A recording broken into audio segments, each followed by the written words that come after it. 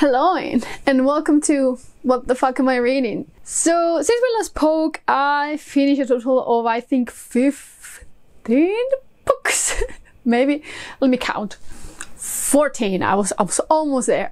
Even though I finished another one, but I'm going to talk about that one on the next kind of wrap-up video because it's from this month's TBR, so we're sticking it there.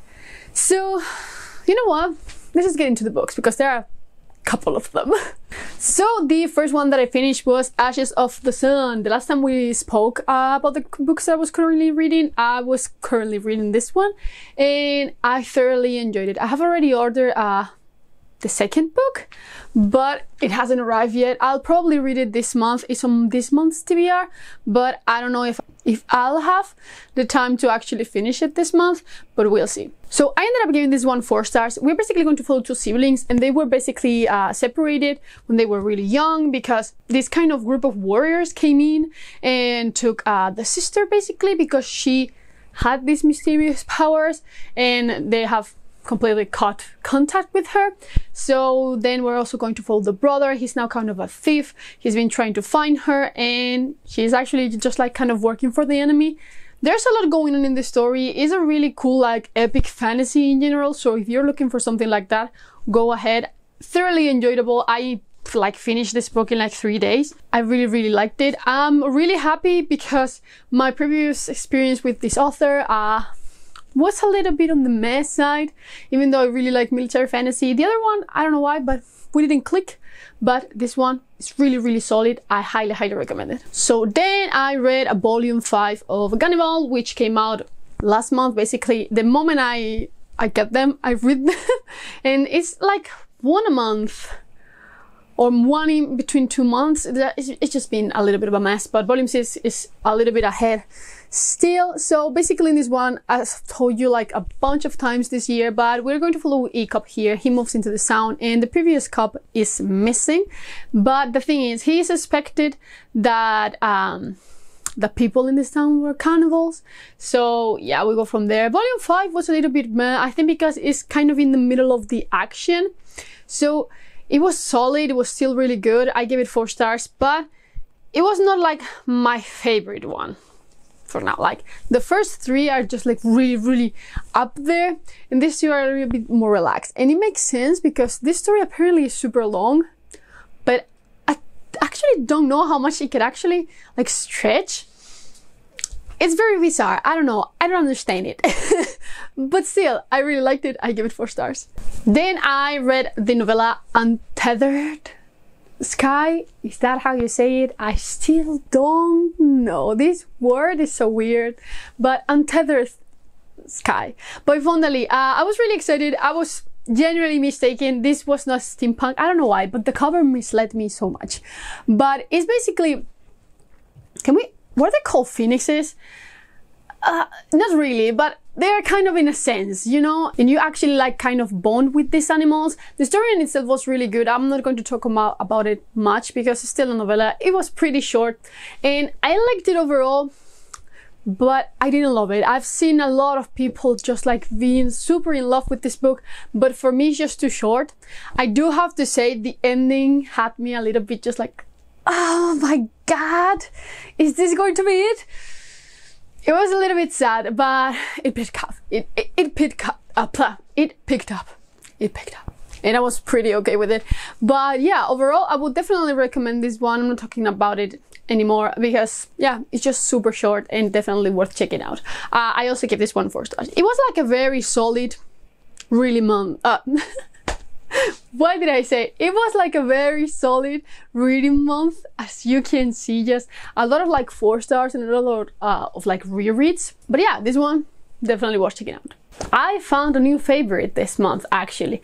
This is The Ferryman by Justin Cronin. I've already talked about this book even though I haven't featured it in a wrap-up because I talk about it in like my favorite like sci-fi books, and I'm just so happy about it.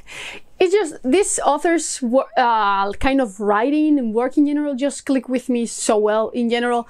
I'm a huge fan of his previous series, The Passage. Is that the name of the whole series?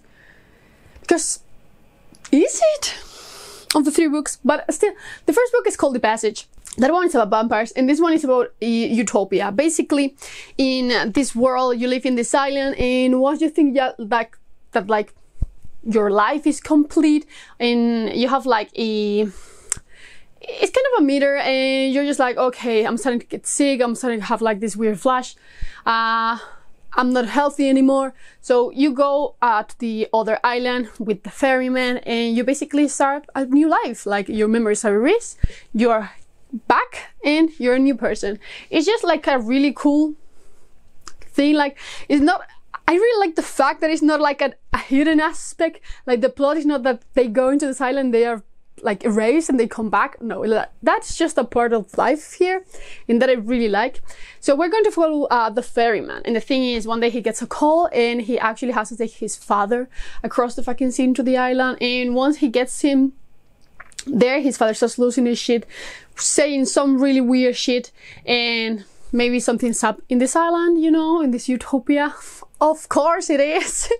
But yeah, I just really liked it in general. It's just like, it's a chunker because it is a chunker. It's also a standalone, which makes me sad. I don't know why, but standalones are just not my thing. I really like series in general. Like, I'm fine with some standalones, but I just like series so much better. But yeah, I just really liked it. I ended up giving this one 4.5. Very close to a 5-star because it's really easy to binge read. Like, I couldn't stop listening to this one. I was just looking for like few minutes just to listen to it a little bit more. I just really liked it. I highly recommend it. Then I started my reread of The Expanse. I'm currently on book 3. I will read it this month, probably book 3 and 4. But for now, I read Leviathan Wakes, and it was even better than I remembered. Holy shit, this series is so good. Like, I'm a huge fan of The Expanse. It's currently my favorite sci-fi series of all time. Of course, read it in this entirely. But I don't know. I felt like rereading it the other day, and I studied it. I've already read book 2 also. It's a little bit down the road here. And especially this first book is just even better than what I remember. Though, I have to say, Miller is such a creep, dude. Like, I remember him being such a fucking in love with a dead woman he's never met, but he's still so fucking weird. And still, overall, I really liked it. Basically, in this one, we're going to follow the crew of the Canterbury. At first, they basically mine ice, if I'm not mistaken. At least in the TV show, they mine ice. And the thing is, they get they find the ship basically, and once they are exploring it, another ship comes out and bumps them both. Basically, the Canterbury dies, and only 5 people survive. And they send a distress call, basically a message saying that a Mars vessel destroyed them. So this starts like a very huge conflict between Mars, the Veld, and Earth, which are like 3 players in this world. And it's great. It's great. We're also going to follow Miller, who is a detective, and he's trying to find out a missing girl. When everything ties up, it's just so good. It's just so good. I don't know. I just really like the series in general. And I remember this book being fine, but this time around, it was just so good. Because there are so many notches to later things in this series. Though I have to say, my favorite character is not here yet. She comes out in book 2. But still, like, Amos is here. Holden is just such a cool character. He's just like the best. He's just the best guy ever. But yeah. Obviously, I give it 4.5 actually. I bump it up to 0.5. Probably next time I read it, I bump it up to a 5-star. Who knows? Then I read an arc of Shanghai Immortal. I finished this one a couple of days ago. I have already written a written review for it, so I will link it down below. But this is a interesting book, to say the least. I got it because, I don't know, the cover just seemed interesting, and the plot the same, like it's to do with hell. And the moment I saw that, I was just like, okay, maybe. So in this one, you're basically going to follow Lady Ying. She's half vampire, half fox, and she lives in hell under the tutelage of the Lord of Hell. One day this human comes in because the Lord of Hell wants to improve his business in hell. And they kind of discover like a bit of a conspiracy against this lord, and they are trying to figure out what happens basically. It was cool. The concept was great. I really liked the premise, but my favorite thing about this book was definitely the world building and the world in general. Not even the world building, like the world seems so interesting and so full of life all the time throughout this novel. I really like exploring hell. I do have to say that there's a part in Mortal Shanghai that I didn't love as much, but it was still really good and really solid. But the thing that moves this book basically is the characters, especially the main character and her relationships with everyone else. It was pretty cool. In general, I do have to say that I was more excited when I first started than when I finished it, but still, it's just so easy to read and so enjoyable. Like, you can fly through this book. I actually find myself like reading through this pretty quickly, even though I wasn't just like fully invested on it. So I will highly recommend this one if you're looking for like a really like cool time. Go for it. The vampire aspect is there. Like, she drinks blood from time to time. Blood dumplings. Nice touch. But it's not that prominent. It doesn't really like affect the story that much. But yeah, overall, I really liked it. So I would definitely recommend you try it. I give it 4 stars. Really enjoyable. It's a really bit like a rom-com at times with this human and our Lady Jing, Mr. Lee, Lady Jing. They're very cute. Not gonna lie, they're very cute. Not my favorite thing, you know this, but still, generally really enjoyable. Then again, another reread, Master of Sorrows by Justin Cole. This is one of my favorite series of all time, and I have such a good memory of book 1 compared to book 2. I really like book 2, but everyone said that book 2 was better, but still for me, book 1 was just so good. So good. So I decided to reread the series. And last month I reread Master of Sorrows, and this month I'm reading Master Artificer. And the thing is, this book is still as good as I thought. It's just, I mean, it's not for everyone because it's kind of slow and, you know, the plot doesn't really pick up until later on, but it's still so good. So good. You're basically going to follow Anev, and he lives in this like really small town with this kind of academy. The thing is, in this academy they basically recollect magical artifacts and they seal them. Very anti-magic here, and they have this thing against people with injuries in general. Anev is missing an arm, but he has like a magical cast kind of, and he basically covers it. And the thing is, there's one conversation here with the love interest when she's just like, oh my god, but he got injured in the war. Disgusting. And he's just like, but you know, girl, he was fighting in the war, like he was fighting for us. And she's just like, disgusting. Look at him, fucking disgusting. That still makes me laugh till this day. Like, I remember this scene very clearly from when I first read this, but this time around I was just like, yeah. And honestly, I just hated her so much still in this book. I'm not mad about the ending though. I'm not mad about the ending. I think it's really cool, but in general, this book is great. If you're looking for like a book that subvert kind of just your expectations, because the tagline for this book is actually, if the chosen one was chosen for good and evil, it's just like really cool. Like, you know, seeing him maybe turning a little bit more to the dark side with every page, it's just great in general. I highly recommend this series. It's extremely underrated. Then I finally found a good sci-fi book, originally written in Spanish by a Spanish author. Finally, this is Symbiosis by Bruno Boyes, and I'm just so happy about it. I'm so happy. I enjoyed this book so much. I finished it in 2 days. I was so into it. It doesn't have an audiobook, so I read it physically. I don't know if it has an audiobook, but I didn't check it, so I read it physically. It was so good. So good, man. So basically in this world, we have symbionts and non-symbionts. The thing is, a couple of years ago, well, in the 2000s, this alien ship appeared, and they were just like, you know what, we are actually symbiont beings, and in exchange for all of our technology, we would like to be symbionts with humans.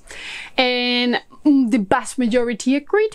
So now we're 20 years later, and almost every human on the planet has a symbiont.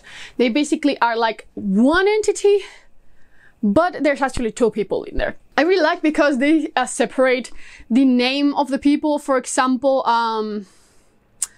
Let me just find you. For example, one of our main characters is called Benji. So the human is Ben and G is the alien.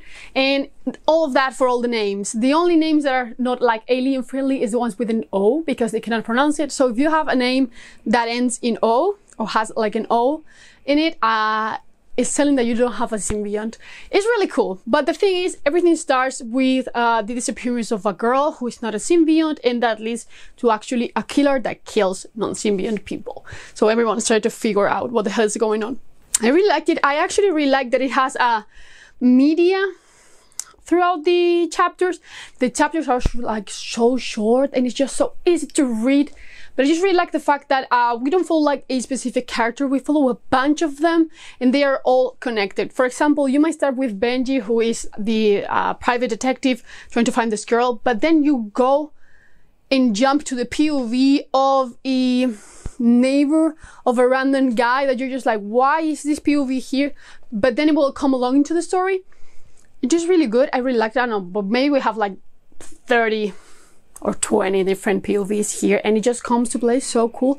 It reminded me a lot of the way Justin Cronin writes, just mixing a little bit of everything. But yeah, I really liked it, and I also really like the fact that it has like mixed media thrown in there, like articles, and you know, it tells you how the symbionts were adapting basically throughout the years. It's just really cool, the changes in the laws.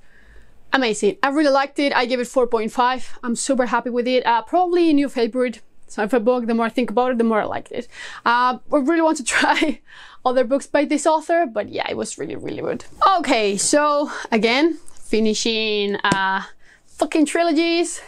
The Bone Shard Ward. I actually really liked it. This is a conclusion to how is the series called, honestly? The Drowning Empire. The Drowning Empire. I was really excited to finish it, honestly. Like, it's a super solid series. Not a favorite, but just like good fantasy in general. I wouldn't say that it leans more towards YA, but it's definitely more on the easier side to read. So check it out. I really like, as I always say, the fact that it's set on an island empire, which is really not an occurrence that happens a lot basically. But I don't know, I just really liked it in general. I think this conclusion was pretty solid, but I'm still a fan of book one. But if you're looking for, like, you know, a little bit more on the softer politics side, a very like heavy plot, you're going to really like this. I just really enjoyed it in general. That's it. Like, this series is one of those that is really enjoyable. You can binge read the whole trilogy in a couple of days, and the characters in here finally came together.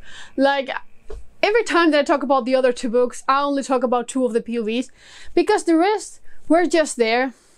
They were doing their own thing, and finally in here it all came together, which is just like so nice. And I was actually invested in all of them.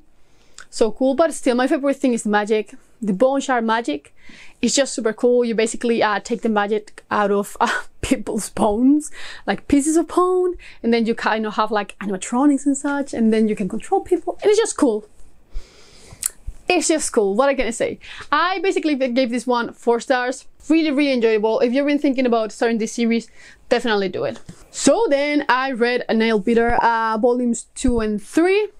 I read them through Script, which Script I feel is the greatest, like, I don't know, robbery of all fucking time. Like, I literally just got Script so I could read Nailbiter, which has like 6 volumes, not that much.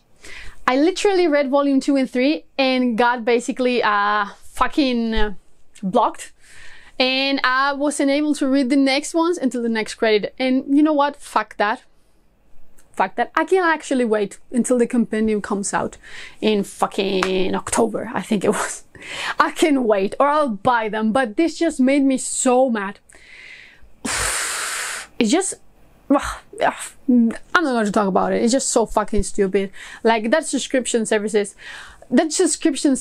is just the fucking worst. Like, I used to really liked it when it first started with the audiobooks, but now you basically listen to 2 things, or you read 2 books, and then you're locked in your catalog is basically just like blocked into the next credit. Like, the ones that you really want to read, you're left with the crumbles basically, and it's just so fucking annoying. Like, I hate Amazon and Audible a lot because their policies are fucking garbage, but at least they work. At least they work, you know, and it's just like so annoying. Sorry for this rant, but I read volumes 2 and 3 and I actually really liked it. I'm so invested in this series. I really want to get the companion. I'm just thinking about buying them at this this rate, but I just really want just to buy the big chunk. It just looks amazing, but it's really cool. Basically, it's about a town that basically births serial killers, and then you're starting, you basically follow one of them, which is the nail biter. By your nails into your dead. It's just so stupid, but it's just so fun. It's one of those horror graphic novels. I just really enjoyed it. The story just keeps getting better and better. You know, you have like a few issues here and there, not like issues of problems, but issues of like 1, 2, 3, and a couple of them are just like not that important, but in general the volumes are just super cool and the story progresses so far. Like the last volume was so great. I really wanted to binge read the whole thing in one day, but I couldn't. So I ended up giving like a 4.5 stars until for each one of them. Really would recommend if you're looking for graphic novels. This one is actually fantastic. Then also, I no longer have my copy because I don't know if I'm going to keep it or I'm just going to sell it, but this is the Obsidian Tower and I was just fine with this book. I decided to give it a chance. I have already started to read it before and it just really wasn't my thing. Like I wasn't feeling it at the time, but this one I listened to it and it was fine, but it read so young. The whole time I thought I was reading YA, even though it's not. And I don't know what can I do to fight that feeling. it just felt like it a lot of the time. And I don't really know why, but it just didn't click with me. And the story feels complete. Like I'm fine leaving this trilogy here. Will I read the second book? Who knows? Lately I've been in a really weird reading mood, but I will just listen to it. I'm not going to buy them physically. I'm fine with it. I give it 3 stars. It was okay. You're basically going to follow this girl and she is she's inheriting basically this kind of, not country, but this part of the country basically.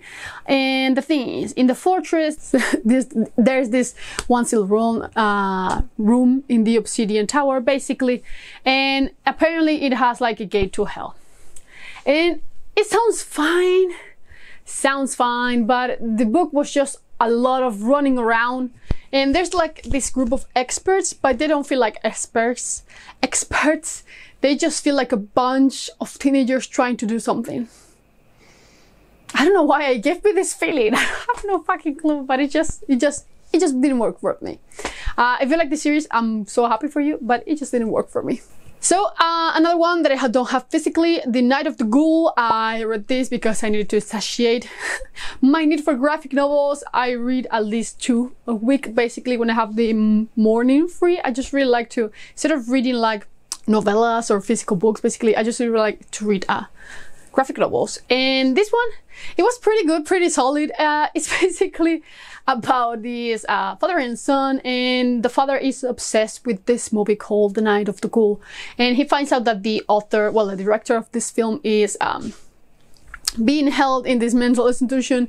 He goes there and the dude is, you know what, the ghoul is real, you need to get out of here, he's going after us. Really cool, really creepy. You have like pieces of the film and then the real story happening at the same time. It was a really good touch. But yeah, this is a single issue. Well, not a single issue, a single volume. 5 issues or 6 if I'm not mistaken. Very easy to binge, so I will definitely recommend it. Again, horror graphic novel. Really solid in general. I give it 4 stars. Then, as I told you before, Calibans War. Is this still my favorite? This one and Nemesis Games are just some of my favorite in the series, but Calibans War is just so good in general. Like everything comes together in this one, and like the real space opera, science fiction stuff starts happening. So I don't know, for now it still is, but now that I'm rereading everything, I need to see. But this one and Nemesis Games are so good. But yeah, it definitely picks up right after the story of the first book. It's the one that it feels more connected. Abaddon's Gate is the next one. I already have it with the other books. And I'm a little bit meh about it because that one is, I think, my least favorite. That or 4. I don't remember which one it was, but I didn't love it as much. But Calibans War is just fantastic. I love that we have a Avasarala for finally. Like, she's just the best character of all time. Avasarala is just the best. And in the TV show, oh, the actress does the best job, like the best job. And we also have Bobby here finally too. I was just really happy with this one. It made me really happy. I highly recommend The Expanse, as I've said multiple times, but of course I give it 5 stars. And the last one that I've read was also a graphic novel. This is Grimm, and this is tagged as for someone who like someone is killing the children. So I was just like, wait, you say my name wrong? So I got it, and here you're going to follow Jessica, and she's a Grim Reaper. And the thing is, in this world, Dead has disappeared apparently, and they have to find it. I do have to say, the story went by so fast. Like, there's so much going on. I wasn't a huge fan of it. I liked it, especially the art is fucking beautiful. Just let me show you a little bit. Like, the art is outstanding. The story, not so much. Will I read book 2? Yes. If I don't like it, will I continue? No. But it was fine after all. Like, I enjoyed it, but when I finished it, I was just like, this went by so fast. Like, there's so much going on, literally no time to just quiet down a little bit. The end of volume 1 should have been like the end of volume 4 or 5 at least. I don't know, it's just too fast. There's a thing of a story being too fast. Never too slow, but too fast. And I don't know. The art is cool though, and I just really love the color of this. Just like, it's just so colorful. I don't know. We'll see. I give it like 3.5 stars, by the way. So yeah, those were all the books that I've been reading recently. I have already finished another one, but I will talk about that one later on. So yeah, what books have you been reading lately? Have you read any of these? Please just let me know down in the comments below. And as always, I will see you in the next one. Bye.